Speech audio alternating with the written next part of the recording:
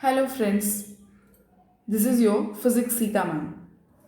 Now, we are going to see Coulomb's inverse square law statement and how the formula we are getting.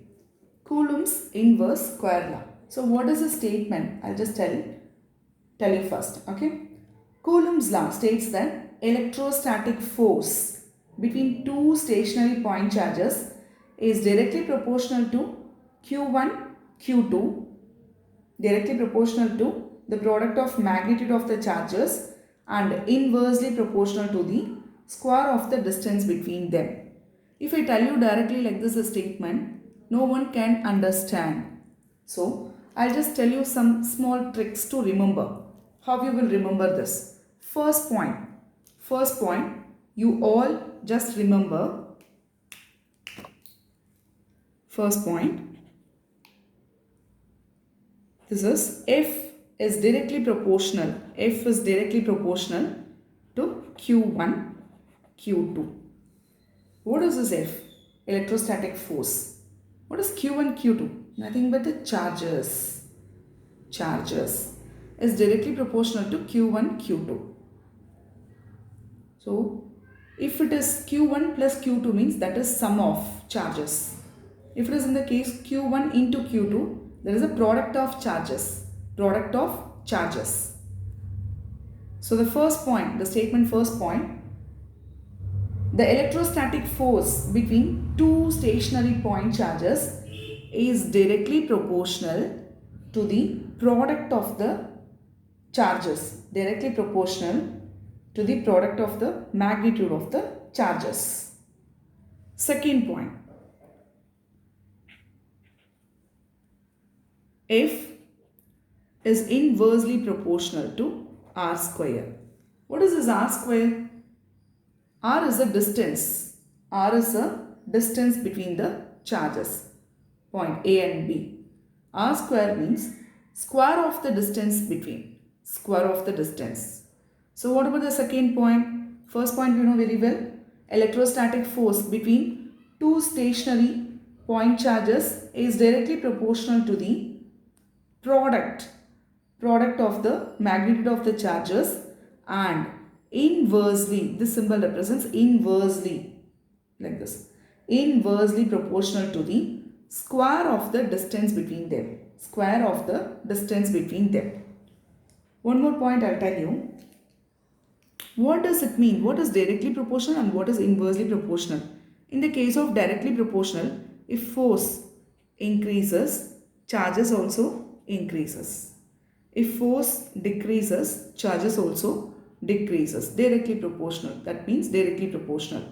But in the case of inversely proportional, if the force increases, distance would decrease.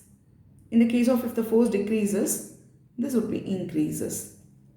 Opposite. That's a inversely proportional. Just remember that. Then combining these 2 points, you will be getting that F is directly proportional to Q1 Q2 by R square. F is directly proportional to Q1 Q2 by R square. Next point. What is this directly proportional we have taken here? If the directly proportionality, if you want to make it as an equality, this proportionality, if you want to make it as an equality, you should take one constant there. You should take one constant. I am going to take the constant K. K is a constant. So, instead of directly proportional, we are going to take here, F is equals to, I am taking this proportionality as an equality. If you are taking like that, you should take one constant, that K I have taken here, K into Q1 Q2 by R square. This is how you can change proportionality into equality by taking one constant. This constant is K is equals to 1 by 4 pi epsilon naught. This is a proportionality constant we are taking here. This K is nothing but proportionality constant, which is equals to value 1 by 4 pi epsilon naught. What is epsilon naught? Epsilon naught is a permittivity. permittivity of free space. Permittivity of free space. We have specific value for epsilon naught. It is 8.85 into 10 power minus 12 coulomb square per Newton meter square. This is the proportionality value we are taking for epsilon naught. So finally, instead of this constant, I am just taking the value directly. That is, F is equals to 1 by 4 pi epsilon naught Q1 Q2 by R square. Q1 Q2 by R square. So this is the final value for the Coulomb's inverse square law. So what is Coulomb's inverse square law? First point, F is directly proportional to Q1 Q2.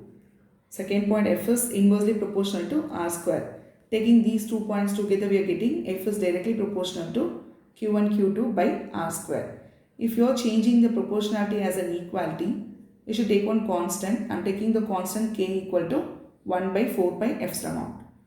So F is equals to proportionality changing as an equality, taking one constant K, Q1 Q2 by R square. So finally we know the K value. That's 1 by 4 pi epsilon naught. F is equals to 1 by 4 pi epsilon naught Q1 Q2 by R square. I hope you all understood this. Thank you.